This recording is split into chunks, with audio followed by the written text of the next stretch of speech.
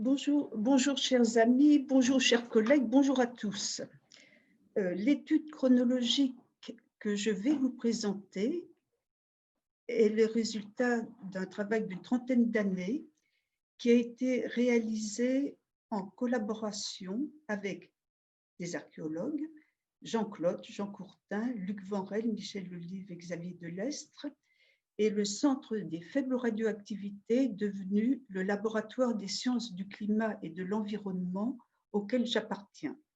Donc, ces archéologues et tous mes collègues du laboratoire, que je ne peux pas lister parce qu'ils sont trop nombreux, mais qui ont participé aux datations, sont naturellement associés à cette présentation que je vais vous faire. Voilà.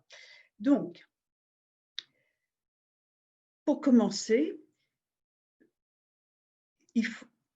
la grotte Cosquer semble avoir été extrêmement bien datée, mais gardons à l'esprit que seulement 41 échantillons ont été datés, dont 31 dessins, alors que la grotte en possède plus de 250.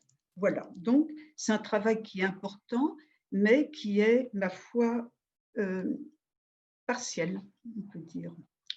Voilà, donc c'est l'occasion de rendre hommage à Jean Clotte et Jean Courtin qui ont mené l'étude entre 1992 et 1998. Voilà. Ces deux archéologues ont remarqué qu'il y avait de nombreuses gravures, de nombreux dessins et surtout qu'il y avait des superpositions entre ces éléments graphiques. Ils en ont déduit qu'il y avait au moins 2, sinon plus, périodes de décoration de la grotte. Mais naturellement, ils ne pouvaient pas chiffrer le temps qui s'était écoulé entre les différentes interventions humaines sur les parois. Alors, dans le même temps, des analyses anthracologiques des pigments utilisés sur les parois par l'homme préhistorique ont été réalisées au CNRS, et ces analyses ont révélé que le pigment noir avait été obtenu avec du charbon de bois, du Pinus sylvestris. Autrement dit, charbon de bois, cette présence de charbon de bois offrait la possibilité de faire des datations par le carbone 14. Alors, ici, vous voyez, enfin, vous avez déjà vu les superpositions, mais sur la diapositive, voilà, sur la diapositive à gauche, oui, ben, je peux pas voir, oui, ma souris marche mal, mais vous voyez bien qu'à côté du dessin noir, sous le dessin noir et par-dessus, plus exactement, il y a énormément, ben, il y a des superpositions, voilà. Vous le verrez à plusieurs reprises tout au long des présentations. Voilà. Alors, Jean-Clotte et Jean Courtin ont alors fait appel au laboratoire, qui était à l'époque le Centre des faibles radioactivités, parce que ce laboratoire possédait sur son campus un spectromètre de masse par accélérateur.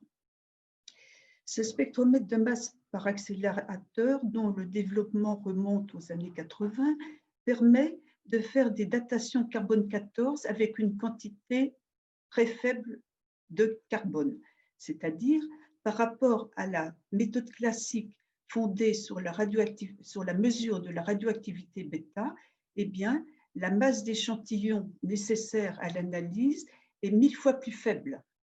Sur le temps d'étron qui a été utilisé pour la datation prélevée par Jean Clotte et Jean Courtin, eh bien, la masse analysée était d'1 milligramme ou moins. Voilà. À droite, vous avez, je vous présente, vous avez l'accélérateur Artemis installé sur le campus de Saclay et qui a été utilisé pour la série de prélèvements faits par Luc Vanrel et Michel Olive. Voilà. Avec cet appareil, on est descendu à quelques centaines de microgrammes. Alors, ces gros appareils, qui sont énormes, il faut bien le dire, permettent d'isoler les atomes de carbone 14 et de les compter individuellement dans des chambres d'ionisation. Voilà. Encore quelques mots à dire sur la datation carbone 14. Vous savez que les âges carbone 14 doivent être corrigés pour tenir compte de la variation de production du carbone 14 au cours du temps. Alors, depuis une cinquantaine d'années, des centaines de laboratoires travaillent sur cette calibration et on est capable de la faire, c'est-à-dire on est capable de transcrire les âges carbone 14 en âge calendaire jusqu'à 40 000 ans environ. C'est-à-dire qu'on est capable de couvrir tout le peuplement de l'Europe par l'homme moderne, toutes les populations d'hommes modernes du Paléolithique supérieur, et c'est absolument formidable de pouvoir discuter en âge réel. Autre chose que je voulais vous signaler, c'est que ces échantillons pariétaux se trouvent en surface des parois, et dans le cas de la grotte Cosquer, vous avez vu, la mer monte et peut apporter des contaminations. La datation carbone 14, les âges carbone 14 sont, peuvent être biaisés par des contaminations en carbone récent. C'est-à-dire, si l'échantillon contient du carbone récent, eh bien, l'âge de l'échantillon préhistorique est rajeuni. On aura peut-être l'occasion d'en reparler. Voilà. Donc, de 1992 à 1998, Jean-Claude et Jean Courtin ont fait des prélèvements sur 14 représentations pariétales,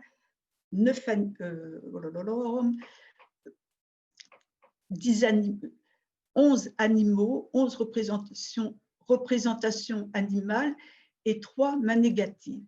Ils ont également prélevé des charbons au sol. Alors, voici un plan de la grotte. Les zones bleues sont les zones actuellement immergées et la plupart, évidemment, les échantillons ont été prélevés sur les parois. Quelquefois, donc, comme vous avez vu, les chevaux, c'est une zone où l'eau est montée. Et voilà les petits chevaux que vous a montré Monsieur Colina Girard. Voilà. Alors, dans cette partie-là, il y a des mains négatives, vous le voyez, encore des mains négatives. Jean-Claude et Jean Courtin en ont prélevé 3. Ils ont prélevé 2 chevaux et 2 bisons. Voilà. Et en plus, s'ajoutent des signes indéterminés, dont un signe ovale, un signe en étoile, et un mégacéros, vous voyez, qui se trouve ici, et un cerf. En plus, un petit félin. Voilà. Donc, les datations ont été réalisées sur tous ces échantillons et je vais vous les présenter maintenant. Voilà. Alors, exceptionnellement, dans mon exposé, sur cette figure, les âges sont donnés en âge carbone 14. Ensuite, on ne parlera plus que d'âge calendaire. Alors, qu'est-ce qu'on voit? Eh bien, on voit qu'il y a 2 clusters. Un cluster autour de 18-19 000 ans, 18-20 000 ans, qui correspond, je pense, au Solutréen, et un autre vers 27 000 ans, 27-28 000 ans. Voilà. Et qui correspond à la période gravétienne. Alors, restons avec le gravétien. Le gravétien comporte surtout les mains négatives, qui sont indiquées en rouge, le signe ovale en jaune et des échantillons prélevés sur le sol en bleu ou noir, je ne vois pas très bien. Alors que la période récente comporte des représentations animales et également des charbons récoltés dans des foyers. Encore une fois, chaque couleur représente un animal. Par exemple, les chevaux sont indiqués en bleu et les bisons en vert. Voilà. Alors maintenant, je voudrais attirer votre attention sur 2 points. D'une part, vous voyez, il y a un petit bison. Les bisons dans la grotte sont situés dans le même secteur. Eh bien, il y a un bison qui appartient à la première période de décoration. Le bison 2, oui, voilà. Alors que le bison 1, qui est situé assez près, appartient à la 2e période de décoration. Et selon les préhistoriens, selon Clotte et Courtin, eh bien, ces bisons possèdent les mêmes caractères stylistiques. Voilà, donc étonnant.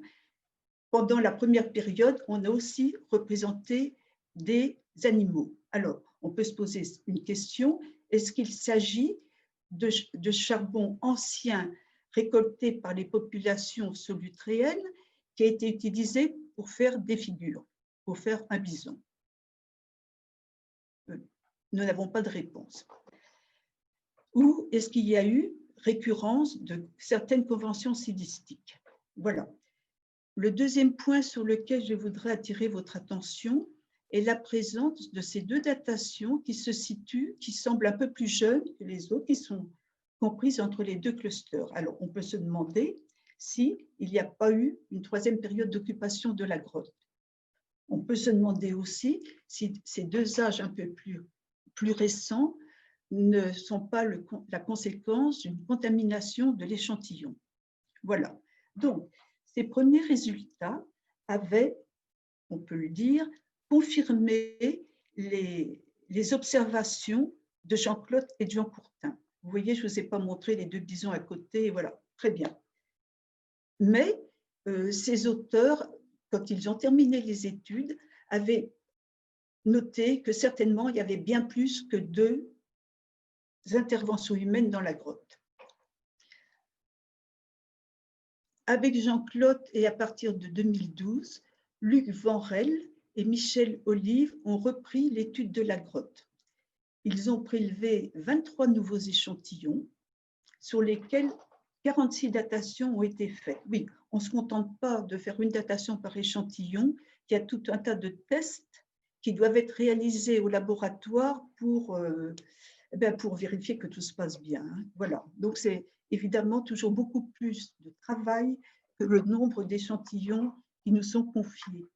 Alors, parmi ces 23 nouveaux échantillons, eh bien, il y avait 4 dessins datés précédemment, les 2 chevaux et 2 bisons, et il y avait 10 nouvelles représentations animales et des mains.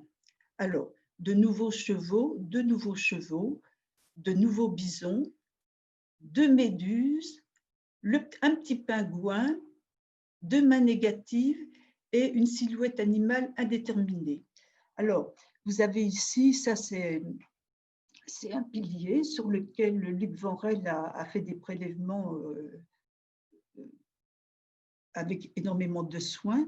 Même chose pour les fameuses poulpes, vous voyez cette photo ici, les petits pingouins, et enfin un pilier sur lequel il y a une tête de cheval et que vous a montré M. Colina Girard et qui se trouve maintenant en partie immergé.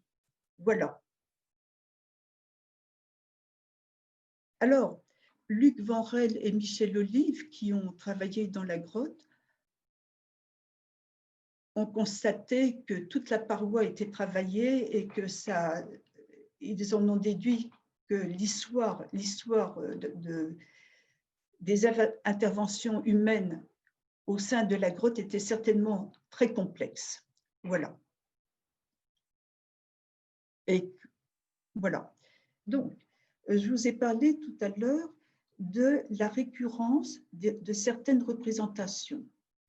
Alors, ici, chaque couleur représente des datations. Voilà. Les chevaux sont figurés en rouge, les bisons en bleu et les petites mains négatives en marron, sont entourées d'un cercle au moins. Alors, ici, vous avez, je ne vous ai pas encore montré un tel diagramme, mais vous avez en fonction du temps, donc ici on a 20 000 ans, 22, 24 000 ans, 26 000 ans, 28 000 ans, 30 000 ans, 32, 34, etc. Vous avez la distribution des probabilités obtenues après calibration des âges carbone 14. Ici, ce sont les échantillons. Cheval 1, cheval 5, bison 1, bison 2, vous voyez? Voilà, chaque cercle représente un échantillon. Alors, j'ai commencé par ce qui nous pose le plus de problèmes. C'est le cheval 1. Vous voyez, le cheval 1, il avait donné un âge il appartenait à la première période, à la deuxième période de décoration de la grotte. Dans la présentation des résultats que je vous ai montré tout à l'heure, hein, c'était Solutré 1, eh bien vous voyez, le deuxième prélèvement a donné, oh zut, pardon, a donné un âge, voilà, a donné un âge gravétien. Alors, c'est extrêmement, bon, je n'ai pas d'explication. Il est possible que cette figure ait été retouchée ou que les prélèvements qui ont été faits par nos collègues n'aient pas été faits exactement sur la figure, mais à côté, enfin, vous savez, j'ai absolument pas d'explication, mais là, il y a eu 2 datations sur le même prélèvement et là, une seule, et vraiment, c'est absolument incompatible, c'est pas compréhensible. Voilà. Sur le cheval 5, vous voyez, eh bien, on a des résultats qui sont globalement compatibles, mais ce qu'on voit, c'est que, voilà, pour les chevaux, eh bien, on a un éparpillement des dates entre 20 000 et 30 000 ans. Les nouvelles datations effectuées sur les bisons ont confirmé l'âge ancien, ont confirmé l'âge ancien obtenu sur le bison 2, vous voyez, alors que le bison 1 appartient à la deuxième période de décoration. Quant aux mains négatives, eh bien, elles se situent toutes dans la première période de décoration. Vous voyez, ce que je vous montre ici, c'est que quelquefois les datations soulèvent des problèmes qu'il faudra tenter de résoudre in situ. Voilà. Bon, maintenant, je voulais vous montrer des comparaisons entre des échantillons datés 2 fois. Alors, c'est le cheval 5, vous voyez, je vous présente les âges calibrés, 27, 26 000 ans, 27, 28, 27, enfin bon, vous voyez en gros, les âges sont globalement compatibles, globalement. Les choses sont meilleures avec le bison 1, vous voyez, avec quand même un âge plus jeune obtenu ici, qui peut être le signe d'un résidu de contamination encore contenu dans l'échantillon qui a été daté. Et puis, bon, même remarque pour le bison 2, qui a toujours donné des âges bien resserrés. Quant aux mains négatives, je vous l'ai dit, elles appartiennent tous à la deuxième période de décoration. Hélène, voilà. Je vais vous demander d'aller plus vite. Voilà, s'il vous plaît. J'ai fini. Allez, ce que je voulais dire, c'est que toutes les datations carbone 14 montrent qu'il y a eu des occupations récurrentes de la grotte Cosquer entre 20 000 et 30 000 ans. Voilà. Et je voulais dire que les archéologues avaient raison.